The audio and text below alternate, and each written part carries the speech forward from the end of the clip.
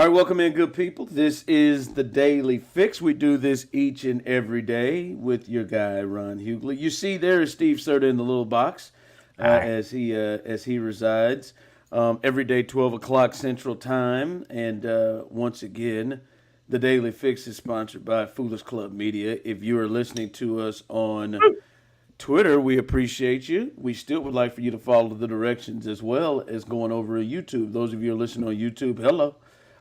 And as we do every day, and I tell you every day, please like and subscribe Foolish Club Media. If you do not, you are causing my children not to be able to eat. It's that simple. So hang with us. Not going to hold you too long as we do every day. I do want to get into this is going to be painful for me, but I swear before God, I will have to use protest against this if this occurs. And really, the second thing I want to talk about is specifically directed to you and the other fighting Sertas out there to just caution yourself before. And I know the toothpaste is already out of the tube with many of you, especially people like Steve. But I'm still gonna help you out. What else? Just we'll get there. But first, with everything that went yesterday with Hollywood Brown and everything, he ain't gonna need surgery. But we'll still see how long he's out. I still thought walking in, and I said it Friday, the most important thing is Kingsley and the tackles. And look, I don't know about you, Steve. I thought he looked good. I thought Kingsley looked good. He was out there just for a few plays.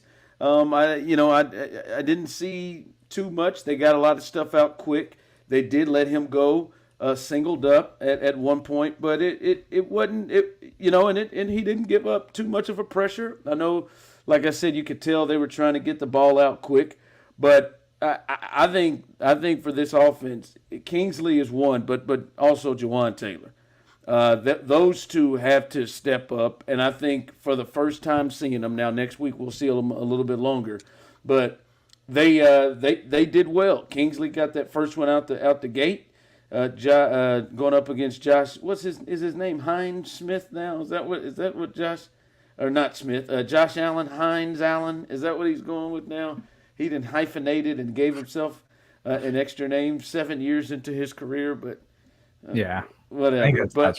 I remember something about that. Did a little something against him, but like for me, Jawaan Taylor was awful last year, and like even more awful with how much they paid him and how much he's getting paid, and he is on. This could be his last year if he doesn't pull it together and get right. They need a Pro Bowl level type guy from him. And then Kingsley needs to just go in there and at least hold his own. And I don't know about you, Steve. I come out of that game with a lot more confidence in a position like that. Those two spots, Steve, were two of the top like three concerning spots for me. Is the tackles. I feel pretty good about the inside three guys, obviously, but the tackles. Clearly, they need upgrades and they need better play from last year for this offense to really be able to work. And I got to tell you, first time out, Kingsley, I was impressed. Jawaan Taylor, didn't hear your name. You didn't line up in the backfield. Didn't get any penalties. He led the National Football League in penalties. Like that is. Like that can't happen. It was just a campaign against the Chiefs. It was not just a campaign against the Chiefs. His fault. It wasn't his fault. He was being mistreated. But shut up. It was completely his fault. All right. Like I mean, Andy had to start taking him out of games in the middle of the games because he couldn't stop getting penalized. Willie Rofe is the only Chief offensive lineman that I saw just get taken out. His was just for rest. But he got taken out because he couldn't quit committing penalties. So hopefully he doesn't lead the league in penalties again, and he's got that together. I think what was most telling about the Chiefs tackle situation was because not even Jawaan Taylor, obviously you want him to get penalties, but we expect him to start and be the locked in right tackle. It was how they treated Kingsley in that game. Even though Wanye was inactive with an injury, the fact that Kingsley was treated like he is a legitimate starter along the offensive line tells you everything you need to know about that camp battle. I don't lie. I recorded it, and I'm watching. I'm like, all right, here we go, second series. I'm like, what the hell, 72 is in here? The hell happened to 76? So, yeah, you're right. He jumped right out. All right, listen, I want to plead. To people like Serta, and I know I can't plead to Serta. He's already lost. But there are other Sertas out there that are independent, so to speak, that I want to plead to you. Folks, don't do this to yourself. Don't be like Steve.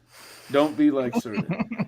Do not let that one catch from Justyn Ross for 23 yards, him going up, and look at Serta. Serta has screenshots frozen it with the catch of him high pointing the ball.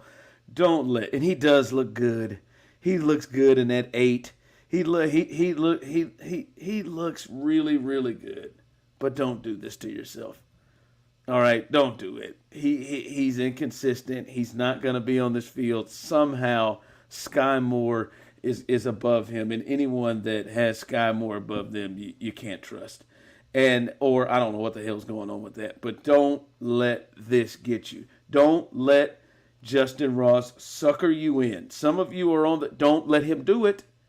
Don't let him do it. He's going to disappoint you just like he's going to disappoint Steve, just like he's going to disappoint everybody. I had some guy come through at us on Twitter when we talked about Justyn Ross. You just wait, you see. Just wait, you see. No, don't do this to yourself. Don't do this to yourself. He caught one ball for 23 yards, and now people like you. Now you're going to sit up here and point me as a bona fide hater. No, just don't do this to yourself. It was a nice high point on the sideline with the toe tap. The toe tap. Just like Steve, why are you gonna let Justyn Ross do this to you? You know how this story's gonna end. You know how it is. I mean, I don't expect much from him this season. I don't expect anything from him this season. Thank you. At all. Thank you. Okay, I am with you on that. But it's nice to see a player who has been through a lot of adversity, nice getting some shine and get some opportunities. And according to all reports, having a very nice training camp.